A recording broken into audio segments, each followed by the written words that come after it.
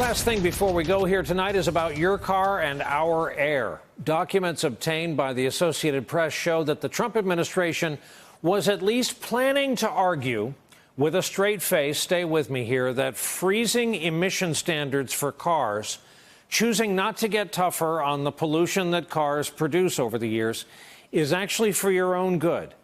Because the argument goes people would drive more and be exposed to increased risk if their cars get better gas mileage. The draft document says people will drive less if their vehicles get fewer miles per gallon, lowering the risk of crashes. The AP, in typical solid AP style, plainly begins its second paragraph this way, quote, transportation experts dispute the arguments.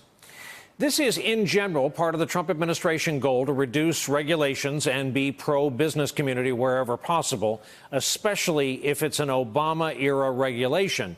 Indeed, in this case, tough new fuel standards were put in the latter part of the Obama administration.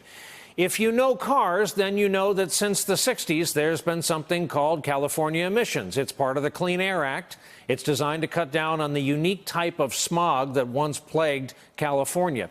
It means the cars sold in California are different. They burn cleaner. And the fuel sold in California is different. It burns cleaner. That's been the way it is for almost half a century. The Trump administration wants to challenge the ability of California, home to 40 million Americans, to enforce its own emission standards. About a dozen other states follow California's rules, and we will follow this story as it moves on down the road. Hey there, I'm Chris Hayes from MSNBC. Thanks for watching MSNBC on YouTube. If you want to keep up to date with the videos we're putting out, you can click subscribe just below me, or click over on this list to see lots of other great videos.